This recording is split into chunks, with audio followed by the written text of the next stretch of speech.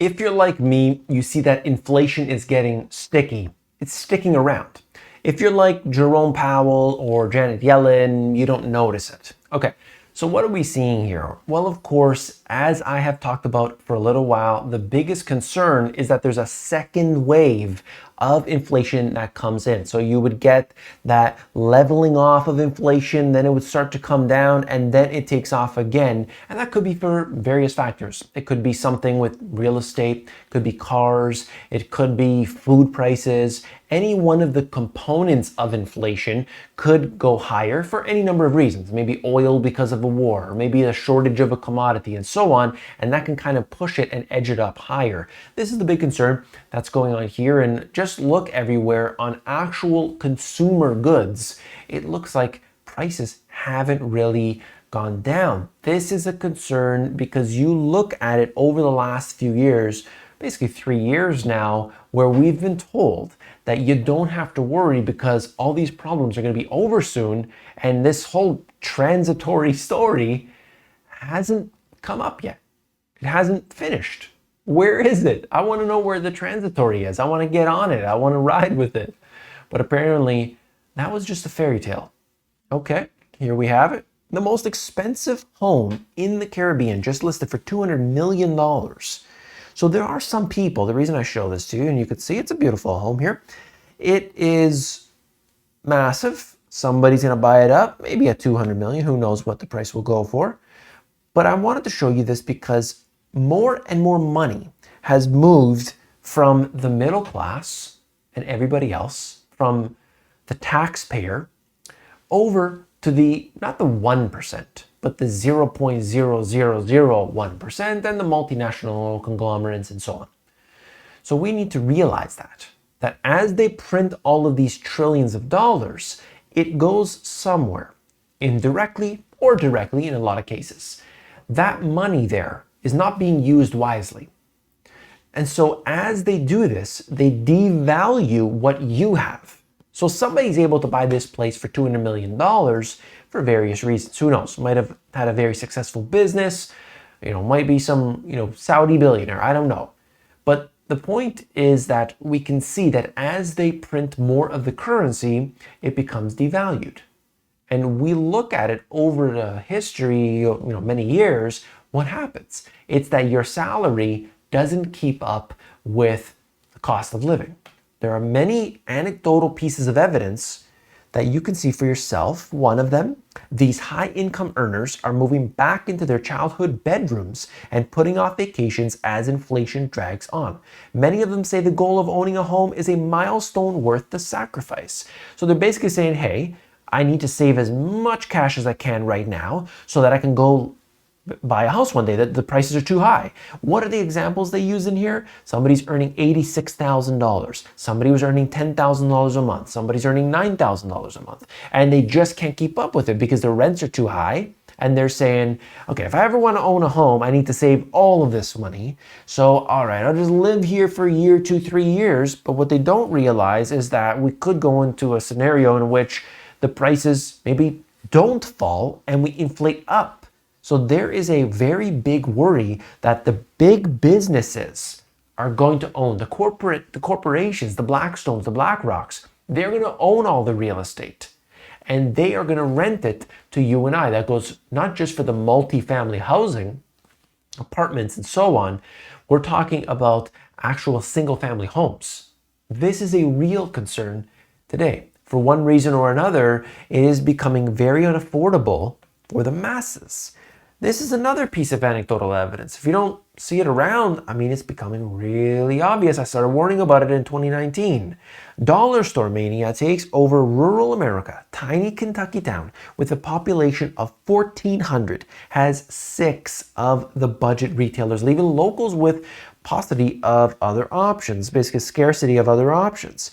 And I look at this and I start to wonder, okay, what is this all about? Well, back in 2019, for anybody who is on the channel, let me just show you this map real quick.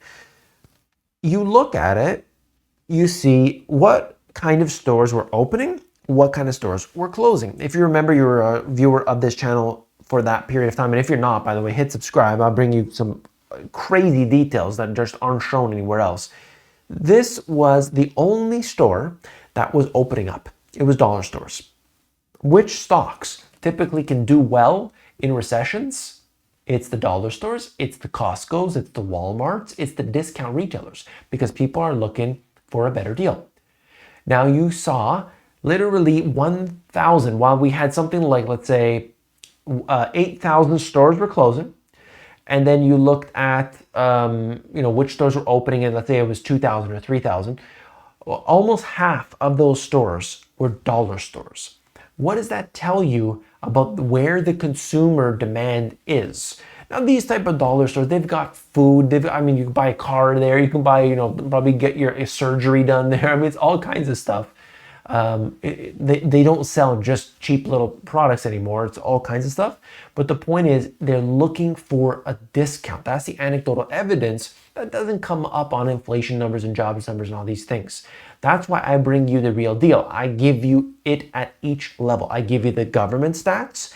I give you information that comes up anecdotally. I give you what other people calculate, like when you look at shadow stats and all these different measures of inflation. And I just give you what I actually get that feedback from the comment section. So this is like the whole 3D view of what's happening. And that's why I think the people that watch this channel are informed, way more than the general public, that's for sure. And the alternative media, for the most part, is really failing people, but that's a whole different story. Look, energy bills, this is the UK. Energy bills have been central to the inflation surge. Households shouldered combined gas and electricity bills averaging around £2,500 last year, almost twice as much as in 2021. Utility bills have soared even higher for many businesses, not least energy-intensive manufacturers. So what did they do? I mean, I can personally tell you that I'm looking at, expansion all throughout Europe, and it's a mess. It is a mess. Nothing's good about it. Okay, I'll be honest with you. Europe is in the worst position globally. It really is. And that shows us that, when you add up all these regulations and you put all these restrictions and you do all these things, it only makes matters worse. They were so heavily reliant on Russia, and at the same time they say, you know what, we're just going to cut Russia off. What do you think is going to happen? People are suffering there. They can't afford their bills. This is crazy. You look at the prices, in some cases, have come down for real estate. That is positive. And we hopefully will see that direction continue. San Jose, California was one of the most expensive places to purchase a home in the United States in the fourth quarter. But that median price of $1.57 million is actually down 5.8 from a year ago. Prices there have already dropped 17% from the peak of 1.9 million. Crazy, right? Crazy. That's where they are. Look at the different areas. The places that went up, like that surge was the highest, that's what's getting hit the hardest right now. I think it's good news, actually, to see the prices, the froth, basically coming off. This is about layoffs, and it's showing us one company that's been hit real hard. That is Meta, also known as Facebook, just gave thousands of employees poor performance reviews that could clear the way for more layoffs during its year of efficiency. So if you know how big companies work, I certainly do, that when they are ready to fire you or want to fire you, they do a performance review and they basically say, look, you need some help here, you need some help here, we're putting you on this program right now, and if you don't improve, we'll get to fire you. They do this, a lot of times they don't maybe want to give a severance package out, they want to actually an excuse to fire people, or they just kind of do this so it seems real nice, like hey, we tried our best, and so on. So we'll see what happens with Meta, but it's just one company of many that are basically doing the same thing. They want to lay off people, they want to reduce costs. Investors in a bind as risk appetite slams into a resolute Fed warnings bubble as the Fed officials talk up higher interest rates. So what's happening here is that the Federal Reserve is talking tough. They're getting real tight with their wording, not really, but that's what the investors would say. And so this means higher interest rates, tighter everywhere financial conditions, and that would mean that jobs are at risk. That's what's the takeaway here from that article, and that moves into this. The world's $13 trillion interest bill. With everything that's going on right now, country after country are increasing their interest rates, and as a result, it's getting real expensive to carry that debt, is it not? We're talking about trillions and trillions for all these countries, adding up to $13 trillion in interest. You like just think about that. In interest, something that doesn't even exist. Okay? This is all fictional, and yet it's owed. Who is it eventually owed to? The central banks are the ones that take this all in. The financial establishment wins every time through every cycle, and people don't see it. They say, what stock do I gotta buy? What's the next Tesla? Give me that information. I'll subscribe to you. Jeez, man. That's the way it goes, I guess. But you're here, still to the end. You're informed. I want to thank you for being here today and always. If you're not already a subscriber, you got to hit that subscribe button down below. I bring the latest and greatest, and sometimes I get a little bit too excited. I hope you appreciate that.